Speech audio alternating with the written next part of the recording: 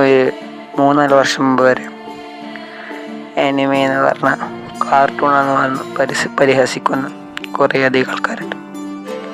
അതിലൊരാളായിരുന്നു ഞാൻ. എനിക്കൊരു ചേട്ടനുണ്ടായിരുന്നു.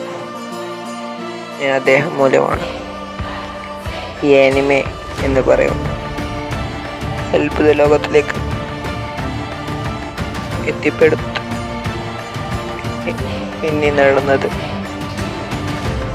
ഒരു സ്വപ്നമാണെന്ന് വരെ എനിക്ക് തോന്നിയിട്ടുണ്ട്.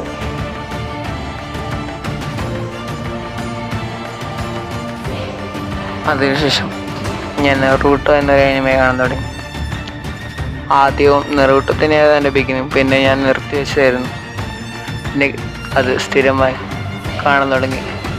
അങ്ങനെ ഷിപ്പുഡൻ സ്റ്റാർട്ടിലെത്തി. ആ സമയത്ത് നെറൂട്ടോ മോശമാണെന്ന് പറഞ്ഞു ഞാൻ, അഥവാ ആനിമയെ കുറ്റം പറഞ്ഞ ഞാൻ ഫുൾ ആനിമെ സപ്പോർട്ട് ചെയ്യുന്നുണ്ടായിരുന്നില്ല.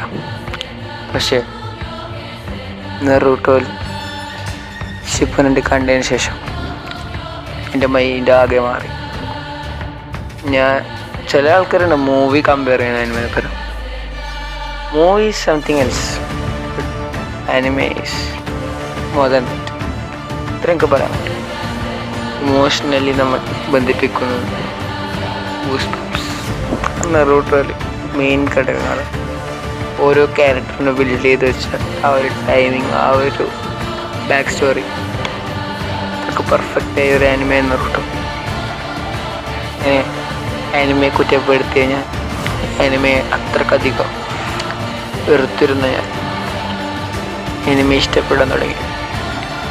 ആനിമെ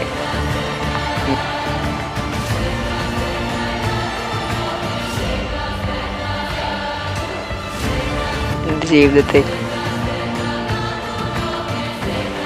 മറക്കാൻ പറ്റാത്ത ചില കാര്യങ്ങളിലൊന്നാണ്. ആനിമെ കാണാത്ത ഉള്ള നിങ്ങളുടെ സുഹൃത്തിനെ, അഥവാ ആനിമയെ കുറ്റം പറയാൻ നിങ്ങളുടെ സുഹൃത്തിനോട് ഒരു കാര്യമേ പറയാം. ആദ്യം പോയി ആനിമെ കാണും.